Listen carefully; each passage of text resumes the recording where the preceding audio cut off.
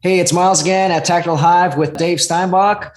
And we're here with another review of a real life incident for you. And our hope is that by giving you some insights, these little tips can help you potentially, avoid danger in the future or deal with danger and threats if it ever happens to you. Now, with these videos, we don't have full background on these videos where we were watching them and taking it as is. Now, we do know that, arbitrary quarterbacking these videos, there's so many hypotheticals, but we're just going to focus in on things that stand out. And then again, things that we think can help you potentially in the future with any threats. So what we're going to do, the format of this is that Dave is going to play the video in full so you can see everything at once, and then he'll break things down and we'll take things from there. So Dave, feel free to go for it. All right, here we go. Take note of this top right corner. You'll see this video was taken right at a month ago. I mean, we're 2 days from it being a month ago at basically 2:15 in the afternoon. So this crime happens not just at 2 o'clock in the morning when things go bump. Here we go.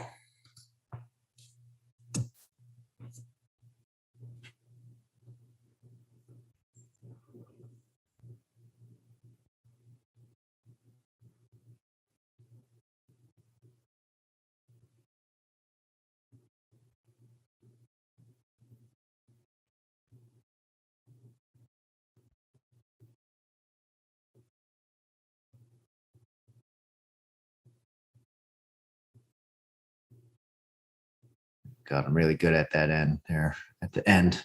So clearly this is some kind of robbery here. We don't know exactly where. Yeah. Look at that wall where that chair is in the right-hand corner right now versus look at that wall. Mm-hmm. Yeah. Look at that wall there. Yep. I don't know if you can see it or not. Yeah. What I took away from this is like, as the situation starts to develop, now granted, you can't hear, there's no audio, so you don't know how loud they are, whether the guy in the back's watching a video camera.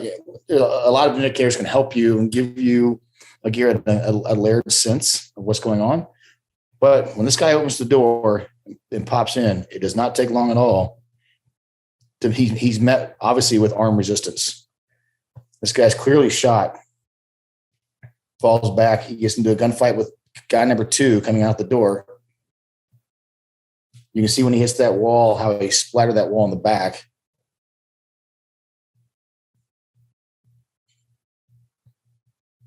Perpetrator number 2 is gone. Here's something to think about too. We've all watched, tempered ballistic glass, like a car window glass or, outside glass, and now it just shatters. Mm-hmm. Consider also, just so you're aware of it, the environment you operate in, if it's got laminate on it, any type of sun barrier or anything like that, watch that glass. It doesn't turn into, the little templates. It turns into, the whole sheet comes down. The laminate holds together. So assailant number 2 is out. He's on foot running. Number 1 is up under the chairs. The woman's yelling and screaming. Guy comes out. And this dude's like, oh, shit, I should probably leave now. Okay. So here's some things that stand out to me. 1, layered security, or at least having some type of early warning, advanced warning, layers of it. I don't know what they have again for audible.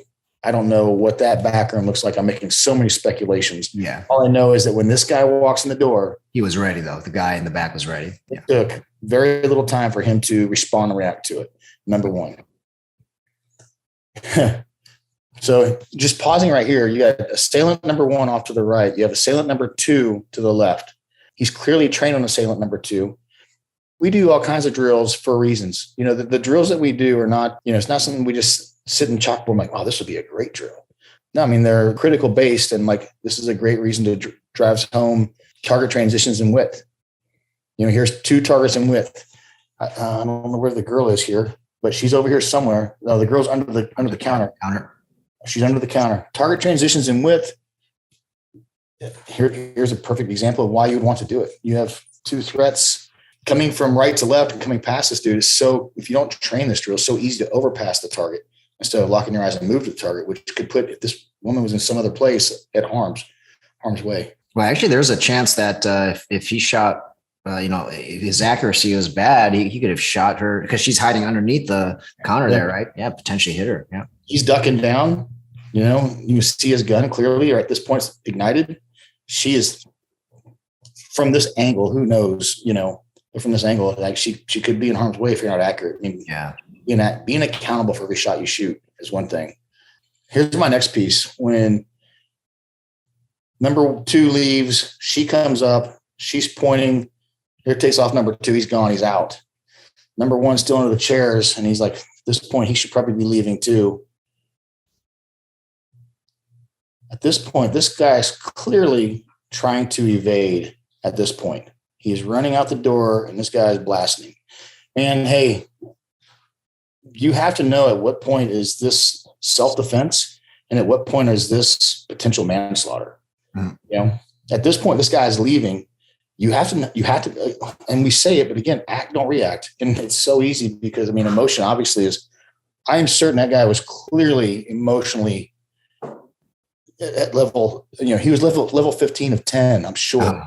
He didn't come to work that morning, stretch, yawn, tell his wife, hey, I'm going to get into a gunfight today. No, not at all. I'm going to go to work, and I'm going to work hard, and I'm going to come home, and I'll see you tonight, you know? And here's the situation he's in. And this guy clearly doesn't train for this stuff.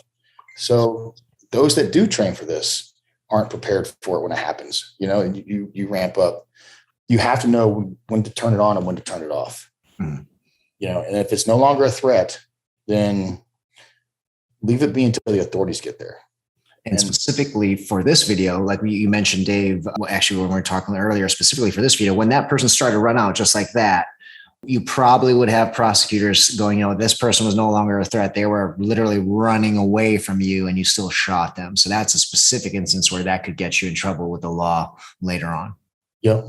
You know, and it depends on so many factors, but, you know, why put yourself in that situation? You know, if you can train, but this goes back to training. And then this goes back to, you know, training with time standards, accuracy standards, you know, self-induced stress. So you're not going to ever induce this level of stress for sure, but learning how to inoculate yourself to some stress and deal with it, you know, go to competitions, do things that are outside of your comfort house. The last thing I would really say about this video, and I don't know what's going on with the lady. I mean, I'm sure like she's scared to death for sure, you know, but throughout the whole thing, she really doesn't do a whole lot. I mean, she pleads. When everything stops, she hides, you know, when everything's over, she comes out, you know, I'm going to keep my mouth shut because I want to stay married. He comes out and find a job. You know, we do as kids who all went to grade school, went and did fire drills in school. Those things happen and those things cost lives. So school started implementing drills to at least have some form of SOP. And this is what we do. Does that mean is that SOP going to make it through that event? Maybe, probably, I don't know, but it's better than doing nothing. And here's an environment where like, hey man, teach and train, whether it's your workers, whether it's your family, like everybody has a job. You know, hey, this is what you do. You hide down and you call for help. You get on the phone immediately. You hit the alarm, whatever it is, but do something that helps the situation, not just hide and protect yourself. Hide and protect yourself could be something, but that naturally comes down to, I mean, we've talked about it all the time, like even with home invasion, right? If people don't have to shoot guns, it's more just like planning with your family what to do if anything ever happens, and then maybe rehearsing it a few times every so often. Yeah, we talk about it at our house. You know, I shoot. You've seen my wife. You've met her. I mean, she shoots and she shoots well. You know, we've got 3 small kids on any given day. We got 3 small kids in the house, and we've got 2 dogs. Killer dogs. They will eat you. Yeah. And we talk about these things. We're like, hey, okay, we're sitting. It's 7:00 at night. We're watching TV. We just finished eating dinner. If a center block comes through our sliding glass back window and 4 dudes walk in, what do you do? Obviously, like me and the dogs are going to them. You know, I'm going to stop the threat as best I can at that time because I'm most prepared to do that. So I'm going to go hands-on as quick as best I can just to contain what I can at the threshold, along with the use of my dogs. You know, my wife is immediately going to the guns. Our kids are grabbing cell phones and they're going to another place in the house to consolidate and call 911, call for help. Makes a lot of sense. You know, right down to like on your alarm set, on your alarm pads in your house. Everybody has like, a guy comes in, puts a gun up to your head and tells you, hey, turn that alarm off or I'll blow your loved one's head off. Okay, sure. I'm certainly going to turn off the alarm, have a duress code. So alarm company, you put the alarm in, it goes off, but you've clearly alerted to whoever else it was under duress. Mm-hmm. So good points. Yeah. I like it. Okay. I think, so there are two other things that I want to bring up. I brought it up with, they're minor in terms of more like training. I was discussing this with Dave earlier. And one of them is we noticed that the good guy with a gun is shooting the entire time with one arm. And, it could be perhaps just lack of training. And you may have watched a lot of videos. We've noticed this across the board, that in a lot of civilian firefights, gunfights, you will see that one arm shooting. It just comes out. And whether it's stress, we don't really know, but maybe it just comes down to training, right? And that's just more of an observation where I think he landed shots, so that's good for him. But something to consider here, because obviously you're probably going to be more accurate with two hands on that gun.